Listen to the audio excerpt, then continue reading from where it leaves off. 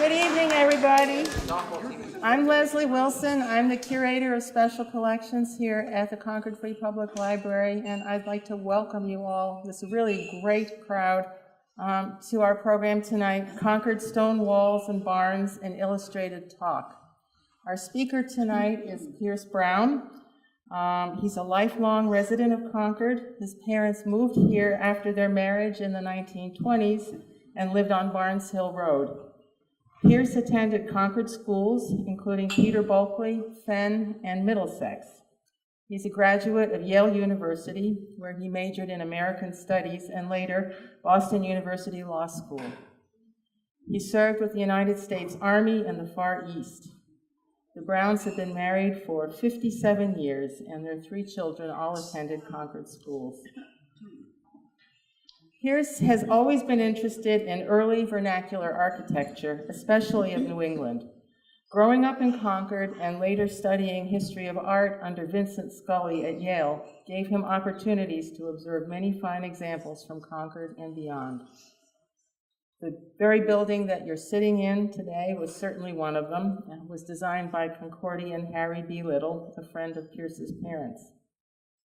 Pierce and Elise built their own house on Balls Hill Road in Concord, where they've lived happily for the past 45 years. Please welcome Pierce Browne. Wow. It's good to see so many of you here tonight on this beautiful May evening. Can you all hear? It was James Thompson who reminded us that among the changing months, May stands the sweetest and in finest colors dressed, just as an aside. And it's heartening as well that a group of this size has come to hear about subjects as prosaic and uneventful as barns and stone walls. For some time, I've wanted to create an anthology or a tabula rasa of Concord barns, and as a member of the Octogenarian Club, it seemed wise to do it now rather than later. I wish I had more history to accompany these photos. The builders of these great structures are, of course, long gone, and their progeny as well. So there aren't many folks left to ask. I wish to thank my daughter Kate, who is sitting over here, from Salt Lake City, and also Scott Glorioso. Are you here in the room, Scott? I guess not. Both of whom patiently led me through the vicissitudes and arcana of PowerPoint presentations. And lastly, my thanks to Leslie Wilson and her staff for their assistance, support, and belief in the subject. So,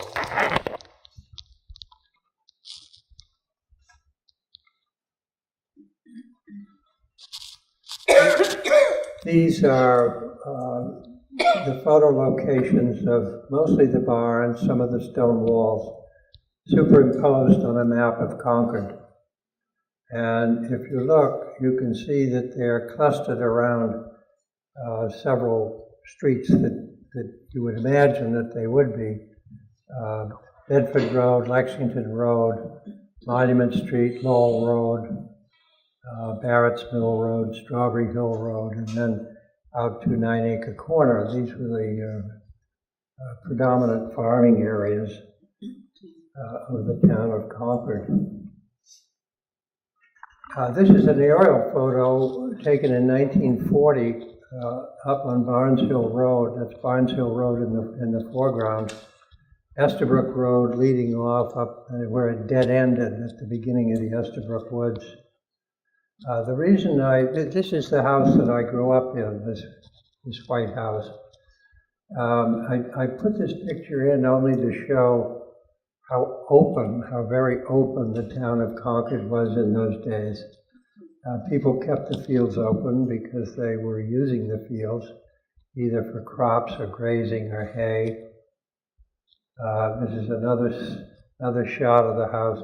1940, when a plane went over the house, everybody ran out and yelled, "Plane, plane."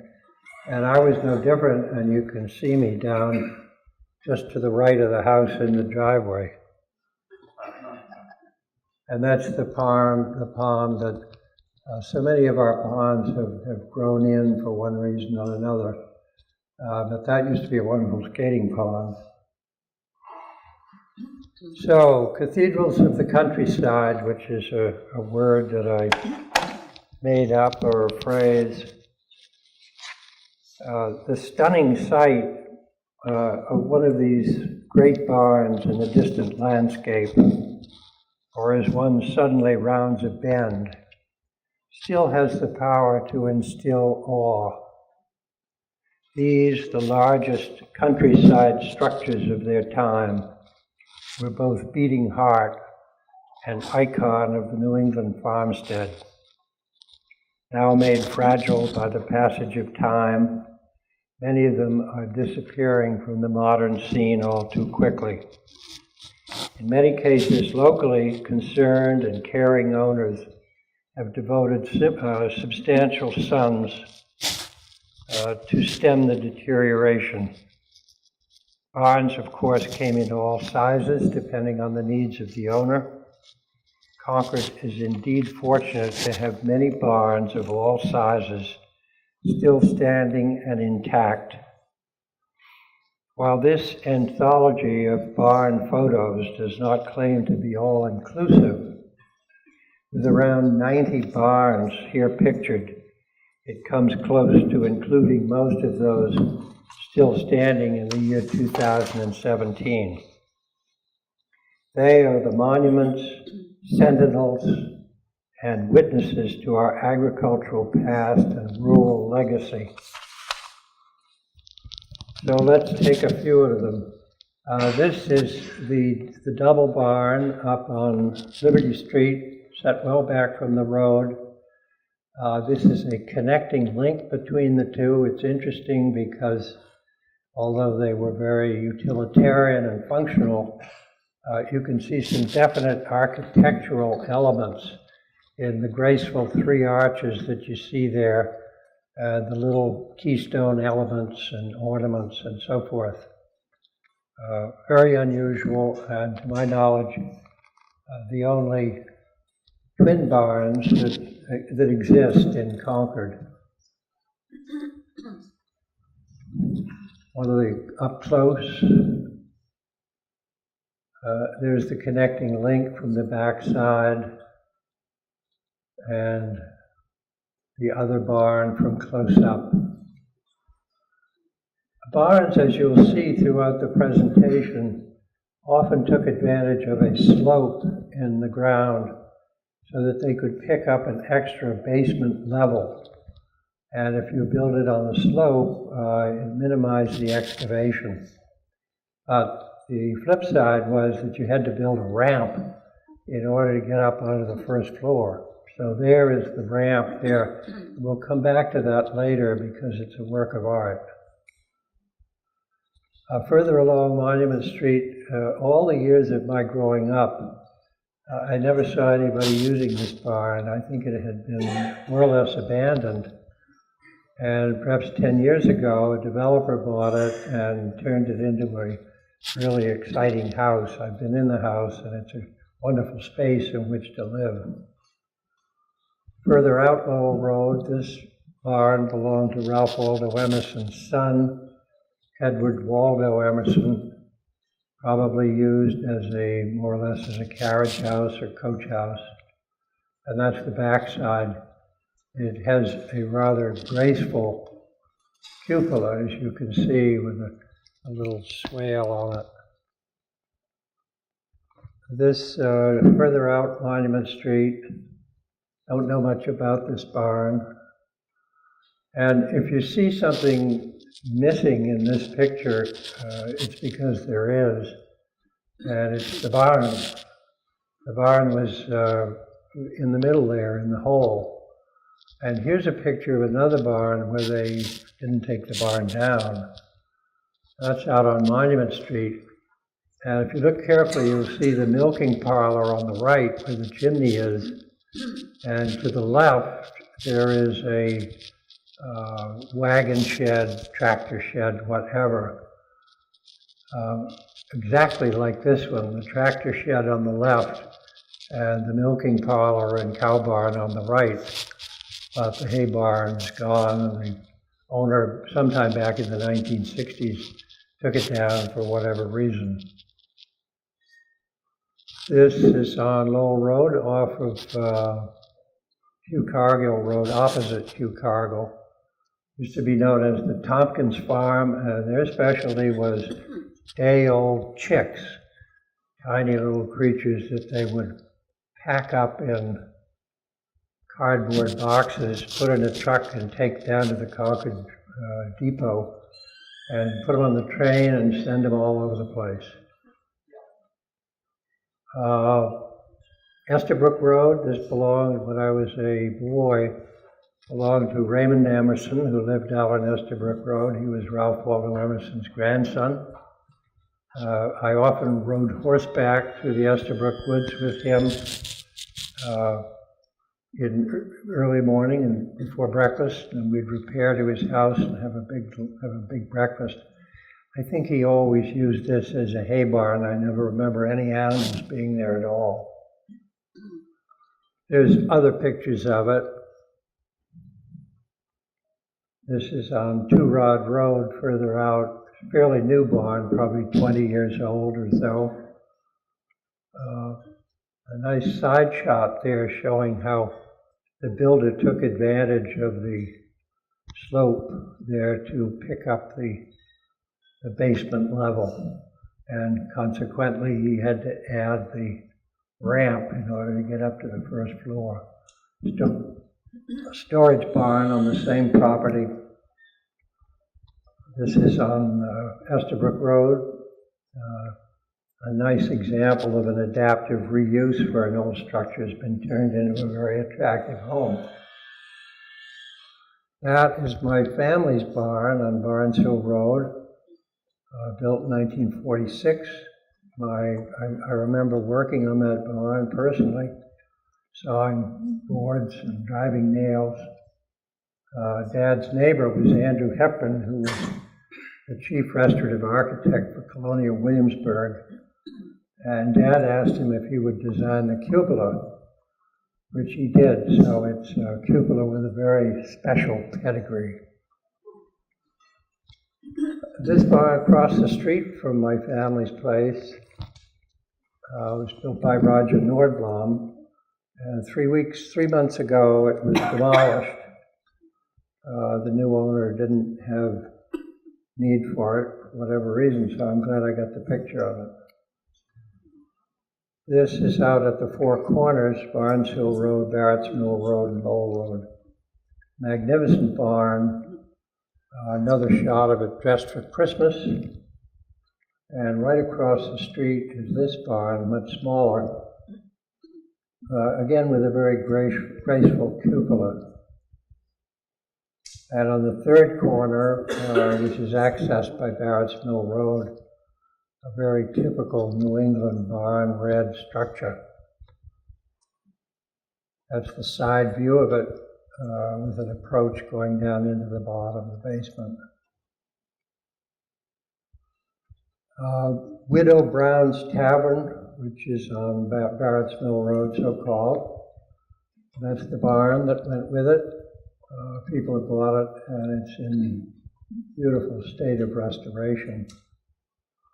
Across the street is probably a carriage barn. Further out, Barrett's Mill Road. Now going up Strawberry Hill Road, a big barn here. You'll see up top, I don't know if you can read it or not, 1893. Went around and took some pictures. There's the current owner. He took me upstairs, and his daughter has an art studio there in the end. A beautiful space there. the back side of it, and a very elaborate cupola here. You can imagine that the builders probably took great pride in that in 1893. This, out on Pope Road, belonged to Jack Dustin. I don't know if anybody remembers Jack Dustin, who was Concord's egg man. He delivered eggs and chickens once a week.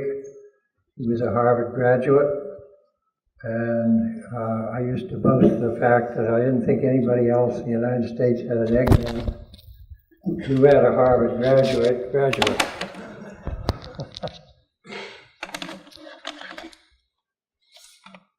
Hopefully this will still keep working.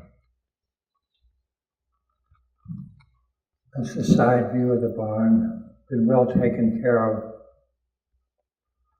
Another little barn along Pope Road. Spring Hill Farm. Another one across the street, currently being used for equestrian purposes. You see the horse trailers. And this is the big barn at Triangle Farm. The names of the farmers on both ends.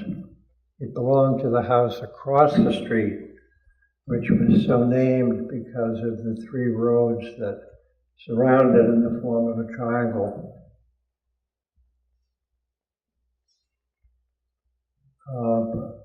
Big silo, I think it was built probably in the 1940s. It's made of steel, which more or less tends to date it.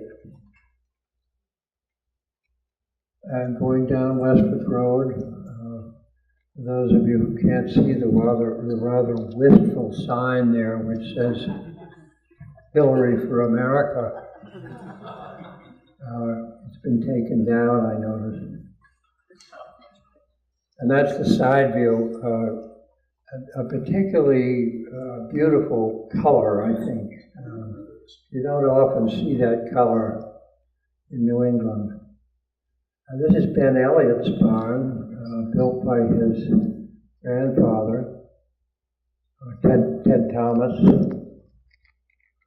And across the street, I don't know much about it. It used to be a standalone barn, and when the barn and the house were bifurcated and subdivided, the new owner built a large house, but connected it to the barn. The Middlesex School barn, interesting story about this is that it was owned back in the latter half of the 19th century by Charles Jackson Payne, who didn't come from Concord. He was the largest landowner in Weston. He was an investment banker. He was a wealthy man. He was a major general in the Union Army. He commanded a division of Afro-American troops, very successfully in combat. And later he liked sailing, and he commanded the America's Cup to 3 wins on his own boat.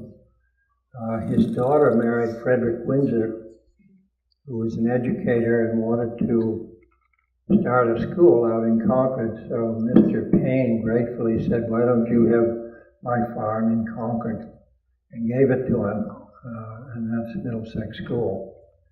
The barn is in the same location, and the school has recently renovated it to fare thee well, and it serves as the maintenance facility there. Then we turned to the village barns. Astonishingly, as I began poking around, I found 20 barns right down here in the middle of Concord. First one was there, I think that belonged to the Chamberlain family, going down to the Millbrook behind. This one backs up to the Emerson Playground. It's on Hubbard Street with a very interesting roof treatment. I'm not exactly sure what's meant by that, but it's effective. And probably a number of you know that building.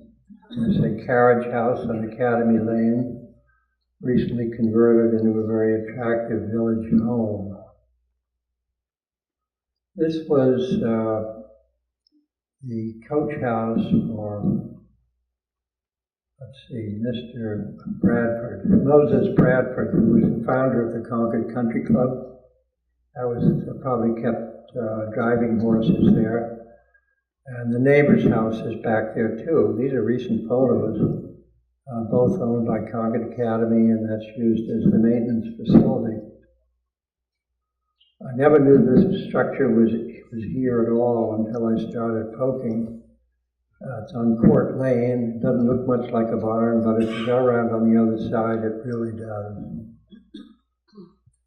This is at the confluence of Thoreau Street and Walden Street, opposite the southern approach to the Concord High School. The other side appears to be in much better condition. And this was the Cyrus Stowe, S-T-O-W, barn on Walden Street. His house is still standing just behind where I'm standing. And of course today it's the Girl Scout house. I think that it had received some rather sophisticated architectural embellishment at the time it was turned into the Girl Scout house. It's a particularly sophisticated cupola, and there are a number of other architectural embellishments, such as Grecian coins going down on the corners. Believe it or not, that's only about 60 feet from Dunkin' Donuts on Sudbury Road. You whiz by it and you don't really see it, but it's a beautiful intermediate-sized barn. Out of Concord, but still in West Concord as you go down Route 62, just before you cross the river over into the East Assabet River, it's on the left. This is the second barn in this series that is no longer. It was demolished rather, about 2 weeks ago, and its replacement will soon be arising on the same spot. Another view of the same structure. This is just up from the Colonial Inn on Monument Street, turned into a garage, and a pretty immense barn here, Tuttle's Livery. Years ago, I remember it when it was the Ford dealership owned by the Bumford family. I remember buying a 1967 Ford in that barn from Bob Moran, now Toyota fame. Whit Painter's former house and barn. Another one on Hubbard Street.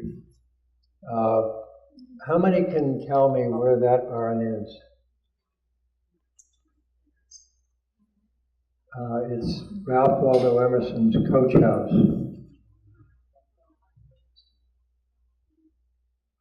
Baker Avenue.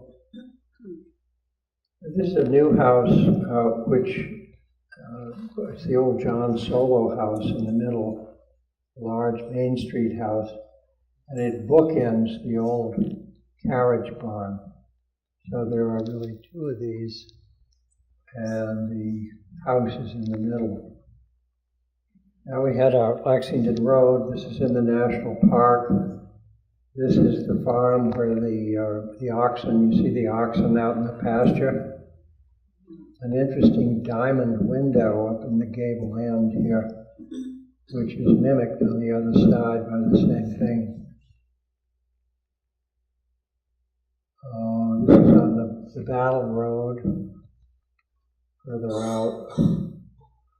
That used to be Nick Roddy's house on Virginia Road. Like many New England farms, the barn was across the street from the house for whatever reason. And there it is. It's a superb illustration of an adaptive reuse. These are offices now. But they kept the integrity of the roof lines and even the cupola. And of course, it's in beautiful condition. This is the Kenny Farm on Virginia Road. Perry Farm on Lexington Road, an immense silo. And when you see the next picture, you'll see how gigantic this vine really is, at least from a vertical standpoint. 1, 2, 3, 4 levels, plus a basement level as well. I think the National Park owns that now. Nathaniel Hawthorne's carriage barn on Lexington Road. We can see the devastation of the tornado last year up above, cleaned out so many of those trees. Cambridge Turnpike, but you actually get to that by going right on Sandy Pond Road. We all know that barn on Cambridge Turnpike. Bedford Street has a history of being a real agricultural breadbasket for Concord. But I was only able to find 4 barns left out there. Some I remember are no longer. Asparagus Farm. This is opposite Sleepy Hollow. And a very pretty barn there opposite Monson Road going down to the Great Meadows. Up Monument Street, this is the barn that was built for Buttrick Farm to look after the farm from a horticultural and maintenance standpoint. It's quite an unusual barn. It's built in 3 parts. You see the left part, the next picture you see the matching right part. In that left section, unusual to most barns in New England, it contains a squash court. A later generation of Buttricks put that lean-to on, which was a milking parlor, and they had milk cows there. There it is, and in the upper right you can see the Major John Buttrick house. This is Pippintree Farm, a hay barn. Belongs still to the Robb family. It's been in their family for several generations. I'm told that it was very much part of a model farm which was constructed there. And from the main barn, you can just see a cupola up there on the right. And Mr. Robb built sort of an aerial tramway that could go back and forth, taking feed from one barn and making manure in the other direction. This maybe is my favorite barn in Concord. This is at Punkatasset Farm. Is it hexagonal or octagonal? I haven't counted the sides. A beautiful cupola. I've been through a number of hands since the family, the Hutchins family, came in the 1880s and bought it. It became a gigantic farm. It was probably at least 250 acres. And they greatly expanded this barn, as you'll see in a minute. That gives you an idea of the breadth and the height of it. It's been beautifully restored. I haven't been in it since I worked at the farm when I was a kid, when I was 14. But I suspect it has all kinds of wonderful attractions inside. That's the back side.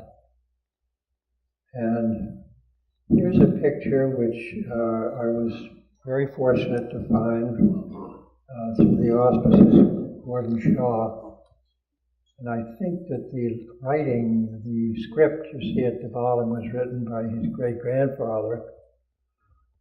You see the same barn right in the middle with the hexagonal or octagonal cupola.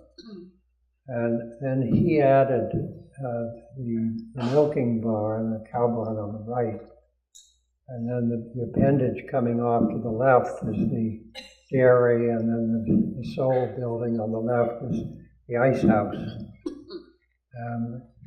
Sort of interested to see in the article that the milk is pure and the owner, the workmen, and the cows are happy. That's the hay barn that's still there back in the days of the haymow, and long before they had hay balers. So it was just stored loose. And then at the end was the cow barn. If you look closely, you see the cows. And there it was in the distance. All the cows are looking at the photographer. I think except the first one, who's more interested in something else. This was, I think, a family watercolor sketch of those magnificent buildings. It was, the photograph was taken in 1902, and it ran as a dairy farm up in, I would say, until the 1960s. I certainly remember when there were cows there. That's on the other side of the Hutchins house, and family members today have told me that that was for coach horses, riding horses, carriages, etc. It's been added on to, that's a side view of it, and the current owner expanded the size of it. Interesting barn here, it was built in Lancaster County, Pennsylvania, 3 miles from where the current owner grew up. He actually knew about that barn as he was a kid, and then finally moved up to Concord and bought the barn, had it taken apart, and moved back here and erected. It's a beautiful job. It's across the street, Kingston Farm, which used to be owned by Dr. Damari, many of you would know. On the other side of the barn is the dressage ring, or covered barn, stadium jumping, etc. Water's Edge Farm, which going back to the early part of this century was owned by the Gardner Lawrence family, one of Concord's very oldest families, if not the oldest, still here.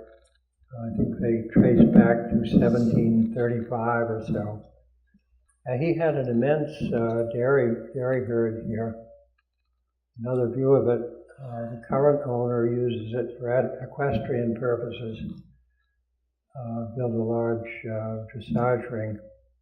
There it is after the snowstorm last December. Gives an indication of the scope and reach of that glorious structure.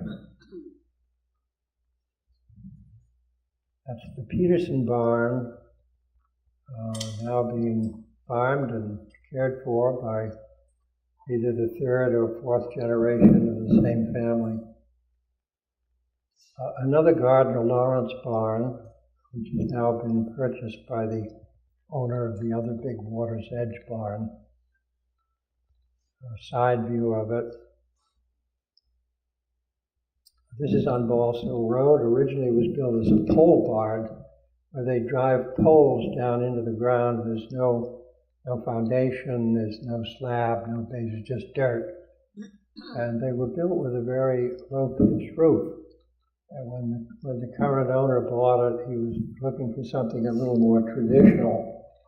And so he built on a more traditional looking pitch roof, and also the cupola, which has been a favorite to everybody in the neighborhood. There it is after a snowstorm. Further up Monument Street, this is Bob Moran's new barn, where he houses his collection of antique automobiles. Actually, if you turn left on Prospect Street, just before you get to the Carlisle line, you go down and the road turns into dirt. You can't really go any further. And there was that barn, and all the years I've lived here, I had never seen it and never knew it was there.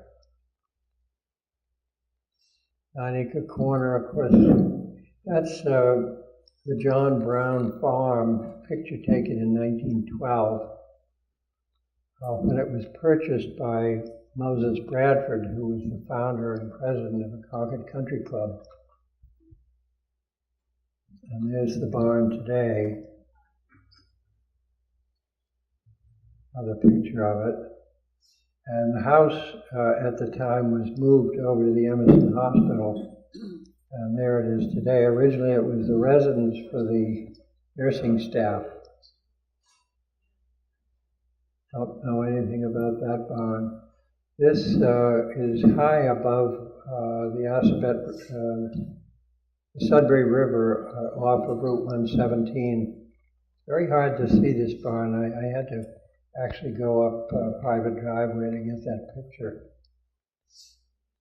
The Anderson family barn right at Night corner. I think that's the Verrill barn, but I'm not quite sure. I should ask Stephen. It's the Verrill farm. Is it? Thank you. I think that's a classic old elm tree, which we don't see many anymore. Arrowhead Farm, another picture of it. This is on 117. The owner took the cupola and made it into an observatory. He was an astronomer. Farther afield, I'm a little embarrassed about this. This doesn't belong in here. It's in Cushing, Maine. But it's a barn that I designed myself and had built at a place we owned up in Cushing. It was not for animals. It's just to look like an old barn. The two bays on the left were for a garage, and they were entered from the back side, and then the door went into a studio.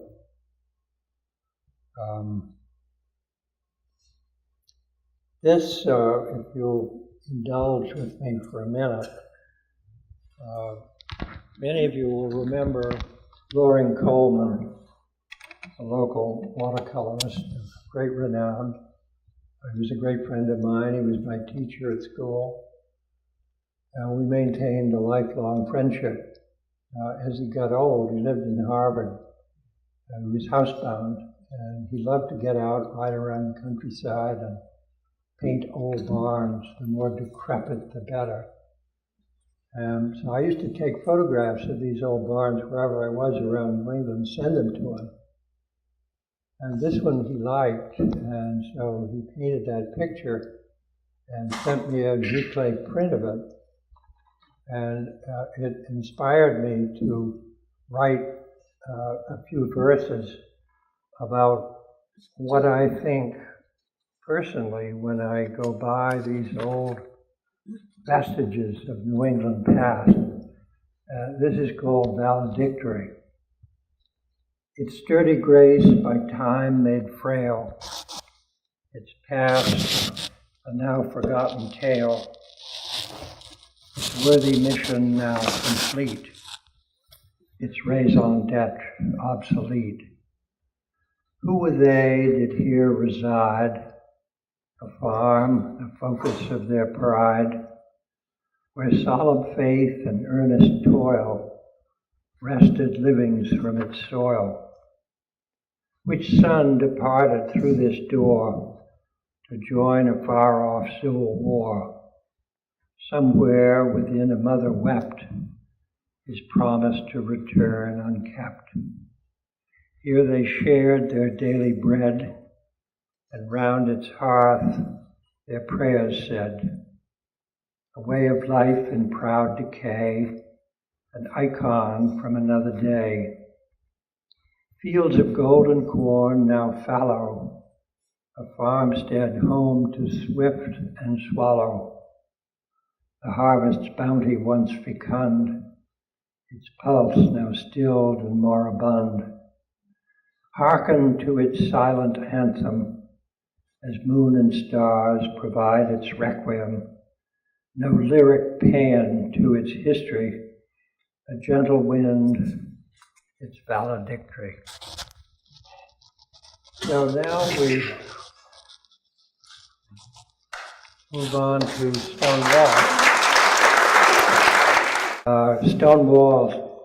And I wanted to just say this before we get started. Growing up on Barnes Hill Road in the 1930s, 40s, and 50s, I was reminded daily of the ubiquitous stone walls which etched the roadsides in and around Concord, and indeed much of New England as well. Having lived here now for 82 years, I've been riding around the town's highways and byways for a long time. I rode the school bus twice a day for years when I attended Peter Buckley School on Stowe Street. And since there were a lot fewer students to pick up in those days, the route was a long one. I saw the same barns, houses, and stone walls over and over again, and now they seem like old friends. In time, I came to recognize the uniqueness and expressive beauty of these creations, often utilitarian, to be sure, but in more complex examples, a true folk art at its vibrant best. As we ride around town in our cars, we tend to zoom past these intricately fitted jigsaw puzzles in stone, unnoticing and unaware of the toil, heft, skill, commitment, and resolve that went in to their building. These graceful architectural monuments from the past, built by our hardy yeoman forefathers, are their testament to those who follow, and at the same time proclaim their skills and belief in their community and its future.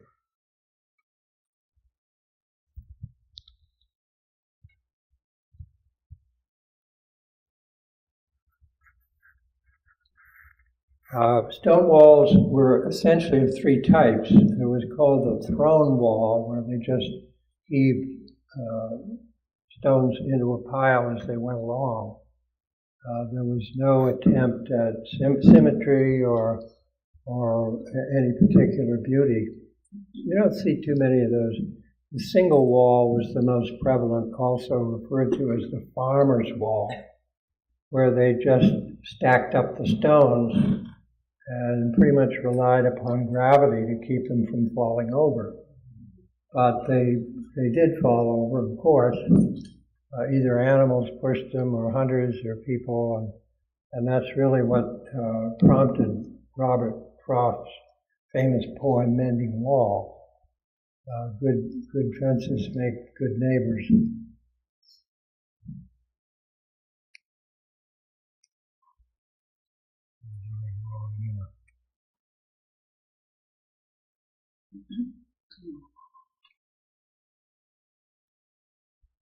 I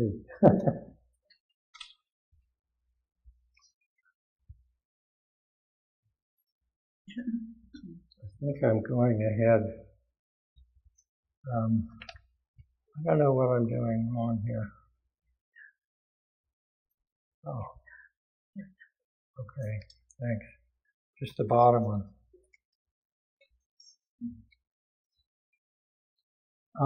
This is the ramp going up to the great twin barns off Liberty Street. Simply a work of art. There's no mortar. And that ramp has probably been there for 170 years. Beautiful top dressing of granite. It probably hasn't had much attention or needed it for all those years.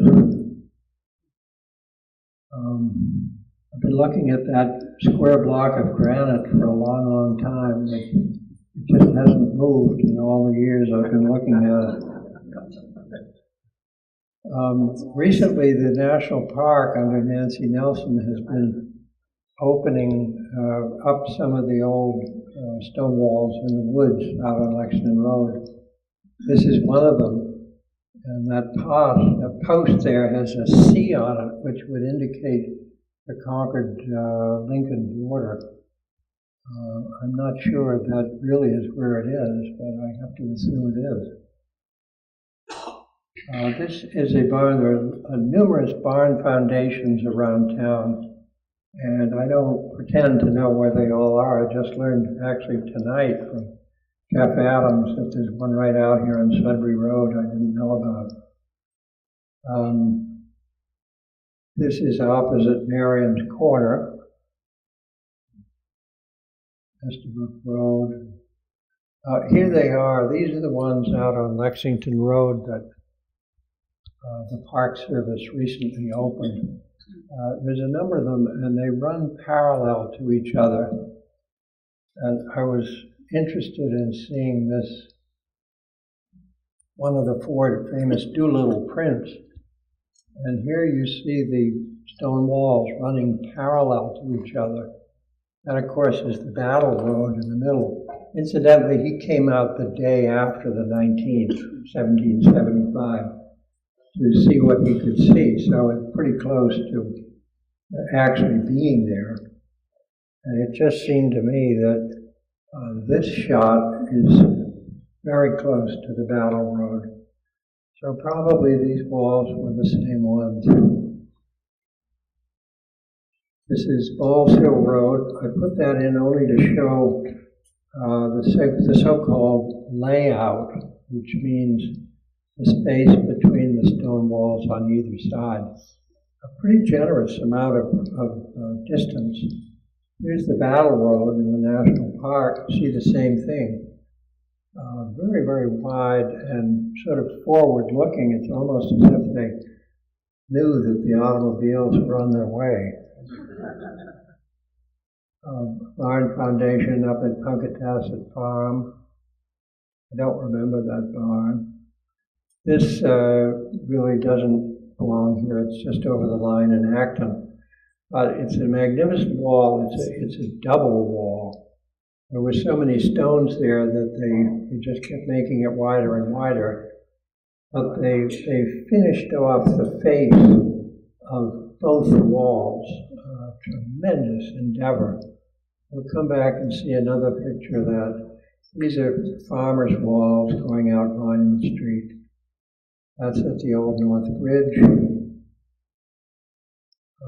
Major Buttrick Farm.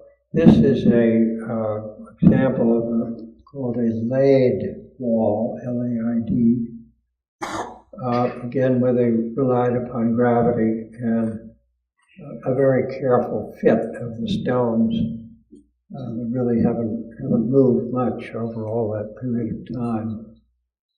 Here's a really, really good example. This is by the Penn School. You can see the splitter marks of the chisels, almost wondering if these two bottom stones were attached at one point.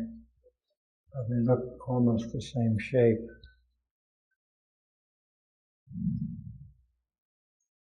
So the farmer's wall.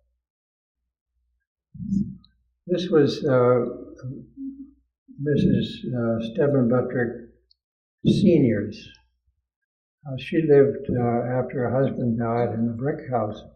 She moved over to the Major John Buttrick house. And this had been his barn foundation. And she had a magnificent garden, flower garden here. I seem to remember that there was a sundial on that post.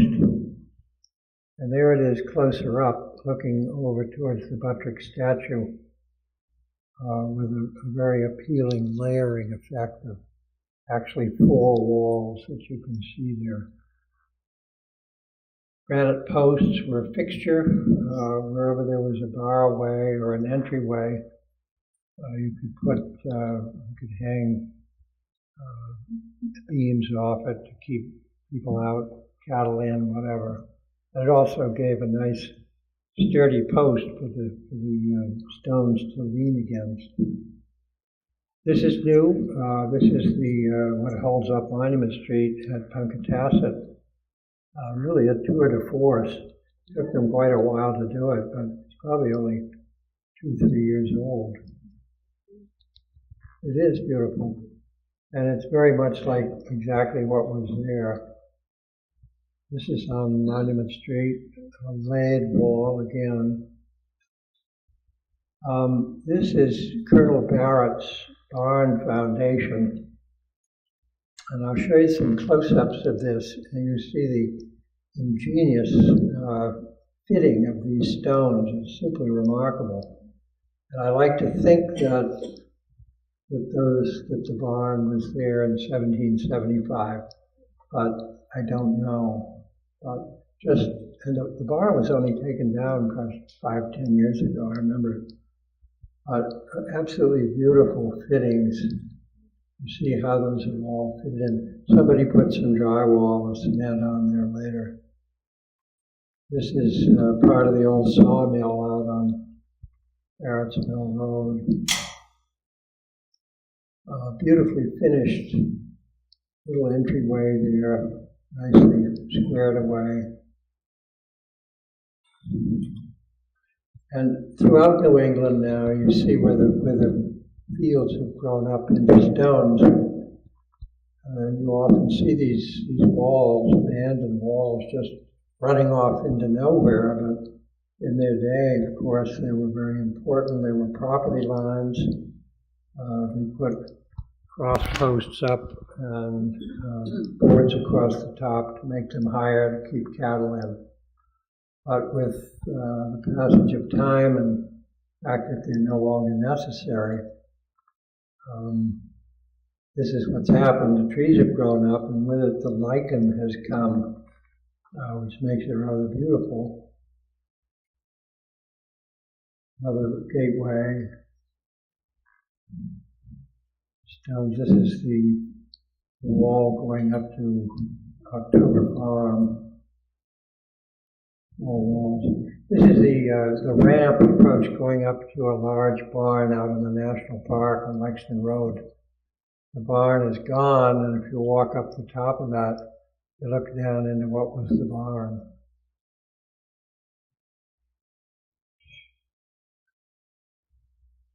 Another one on Lexington Road.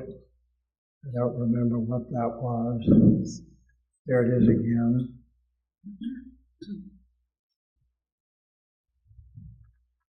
This is next to the boat hole house, and it looks to me like a barn foundation, certainly on the left, but the stones on the right don't convince me that they're big enough and important enough to have supported a barn. I'll have to ask somebody in the National Park. This is up on Garfield Road. Good one. It was a large hay barn belonged to the Hutchins family down at the Punkatasset Pond. When we used to get out and swim there, the barn was there full of hay. So I went down looking for it, and because the barn fell down many years ago. But it's all overgrown with nettles and prickle bushes and so forth. So I couldn't get anything more than this, but I'm sure it's a very handsome foundation. Slopes of Punkatasset Hill. Why would they build walls way up there? Well, it was to put the cows up there for summer pasture and keep them out of the flatlands where the crops and the hay was being raised. Barrett's Mill Road. A very well-honed corner here. Very skillful with those sharp 90-degree corners. That's the big granite post at the entrance to the old manse. More and more. Now that's the one up in Acton. That's probably a 5-foot width. Tremendous amount of stones. This, I cannot figure out what it is. It's on Bedford Street, but it has, as you can see, a sort of a graceful arch running over the top, and there it is. It just stands there, nothing on the side, so I have no idea what it is, but it's a beautiful piece of workmanship, as is this out on Long Road. Many of you will probably remember Bert Newbury, who was Concord's town moderator for many, many years. And he built his house up in an old barn foundation. Here it is. House is just to the right, looking down into the Spencer Brook Valley. And his wife Ann had a beautiful flower garden planted up against the stones. Another foundation on Barrett's Mill Road. So they're around if you look for them. That's brick meets stone. That's the Hildreth house. It was built as a tavern on the corner of Barrett's Mill and Lowell. And in college, the owner and resident there was Mr. Heppen, who was the architect that was responsible for Williamsburg. I did a paper on the house, and he took me through it and told me all its secrets. And when he came there, he heard that the bricks were made in England and had come over as ballast in ships to Boston. So he concluded that the only way they could have gotten all those bricks up here was by water, and they would have come up the Merrimack River and down the Concord and finally up the Assabet, which runs quite close here. So he assumed that they wouldn't want to carry those bricks any further than they had to. So he drew a straight line from the house to the nearest part on the river. And then he went down with a shovel and started to dig.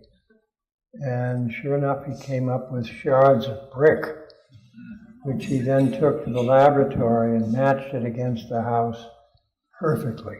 Pretty amazing. Yeah. Interesting, okay. Okay. Okay, we can switch. Keep going, you know. Seen that one? It's another beautiful wall going across a meadow. Okay. This is the Simon Willard pasture at the bottom of Neshotic Hill. The wall was built many years after he was gone. But the builder, I believe it was one of the Wheeler family that built it. And they brought masons, maybe they brought them over, maybe they were working here, from Cornwall, England. So if you see the next slide, they built in the Cornwall style, which means the top dressing of stones is placed vertically rather than horizontally. Beautiful effect, and been there a long time. The wall is in remarkably good condition. Barway up on Estabrook.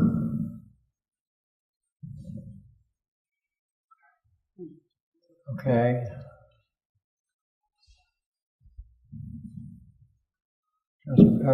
That's the little orchard behind the old man's. And then the next one, please. Next one. These are the famous granite posts. These are very, very old, out in the national park. Another pair of them. Okay, keep going. And next one. That's the wall out behind the old manse, and in the distance you can see the old North Bridge. I was down in the manse one day, and the curator said, "You know, that's the most famous stone wall in America." And I said, "Really? How so?" Well, he said it was there during the fight, 1775, so it's a witness.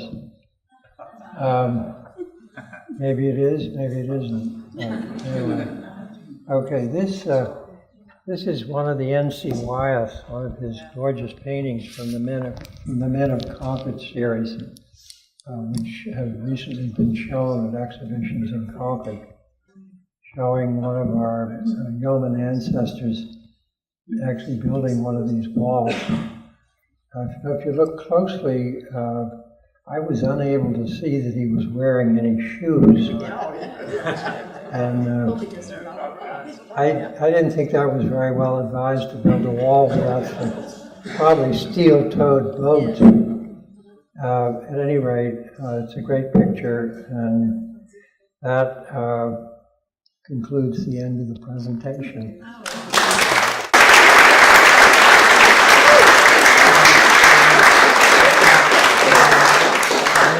anybody have a question, or I will try to answer. Why are most farms red? Sorry? Why are most farms red? I don't know why they were, but the twin barns that I showed at the beginning, if you see the unweathered, or rather weathered parts, they certainly were red. Frankly, I don't know the answer to that question. John? It's kind of surprising to me that I only saw one silo on a barn. All those barns. Yeah. In Pennsylvania, they're on almost every Yeah. barn.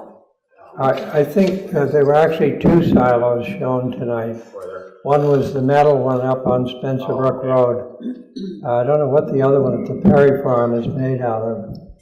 But, they were built of wood, and I don't think they were really built for the ages. And silos, more or less with hay baling, went out of style. And so I think that they were allowed to deteriorate. And not being that well built to start with is probably why they're gone. Did you have a systematic way of finding the 95% farm that go about? Pretty much by knowledge, mostly riding the school bus.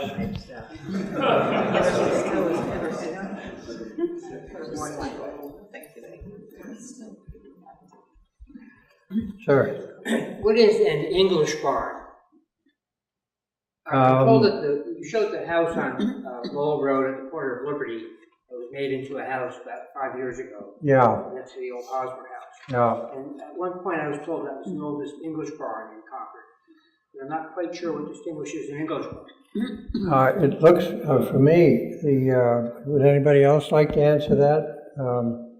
It looks to me, very traditional for the New England shape, with a double gable end and a pitch roof.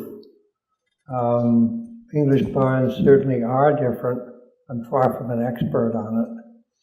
An English style barn, the very old ones, are going to have the door on the wall side, whereas the American style ones have the doors on the gable end. Okay. Okay. Anyone else? Thank you. Okay. Sam? I was curious, there's two walls in Concord that have fascinated me. One, they're stone walls, and they almost are like fortresses around the house. There's one right before you get to the school on the left, on Lowell, and there's the other one is after you go across Route 2 and get onto Sudbury Road. It's about the third or fourth property. There's another one of those. Do you know about it? And these are finished fitted walls, you're saying? Well, I think they call them stack walls. Very large stones Yeah. put together. They're very high, and they seem to almost go around the property. It was for sound. Sound? Yeah, it could have been. Oh, on Sudbury Road? Yeah, as you cross Route 2? Yeah, right by the building. Yeah, those were built. That was the Goodwin House, and that was built about 1921. A wealthy man came to Concord, built that house, and put that wall up. He was looking for privacy. His pool, the pool is still inside there, and it gave him some privacy. The house is very close to the road, and so that also gave him some privacy. But those are not from the colonial era in any way.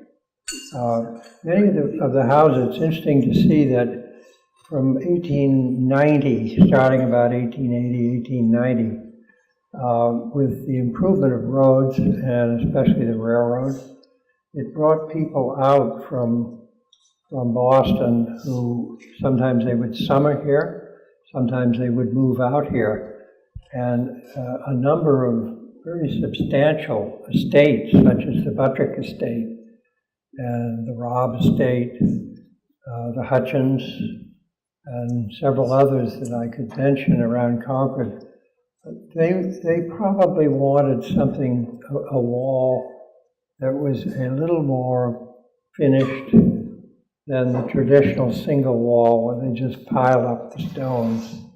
And many of those instances you see walls that are the laid walls, which take a lot more work and money to put together, a lot more skill.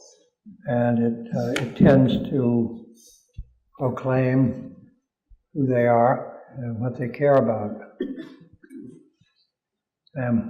You noticed that a lot of new stone walls have been built in the last few years. Absolutely, yeah. And, I had to draw the line. I've got, 268 pictures in here. And where do you stop? There are other smaller barns in town, but they're mostly garages.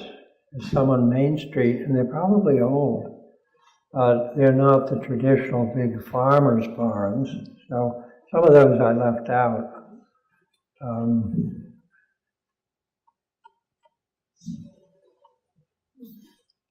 Brian? What percentage of the ones you saw tonight, if any, had concrete used? Mortar? Mortar, yeah. Yeah. Very few of them, because the single walls didn't use mortar. The throne walls, where they just chucked them in and just let them sit there and kept them in a row as best they could. And the laid walls, which are the really beautiful ones, none of them used mortar. Mortar has been used in more recent years. I think you can get the wall up faster because you got the mortar to help you. So you didn't see it early in the early days as much as you do now. Chuck? What's restrictions on destroying walls or limitations on destroying barns are we living with outside of the national park or conservation areas perhaps where the deed has something in it? Other states have some things like that, but does Massachusetts or does the town? I think the answer to that is a resounding no. That you can do whatever you want. There's no protection status on these walls or the barns unless they are in some kind of a protective easement, either through a town or an individual. It's a boundary wall. There are rules that you can't change it if it's an actual boundary wall. Within the national park, I'm sure they're protected. But even in houses, like if you own a house or in a lot that's surrounded by walls and your neighbors, you can't just move the wall because it's the actual border of the property. Yeah, I'm sure that's true too. Okay.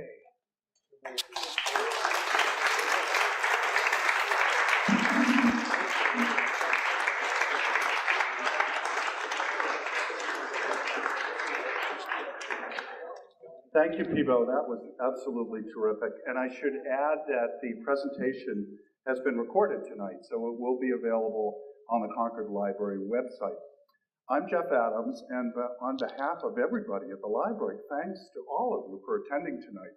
And we hope you can stay a little bit longer and join Pivo and Lisa and their 3 children in the reference room for refreshments and conversation after this presentation. And I would add that the Concord Library is for everybody, and there are a lot of exciting things happening here. And I would call your attention to some drawings, preliminary suggestions for work that might take place at the library. And they're on easels around the reference area. And I'd also like to point out a few people who know a little bit about those plans.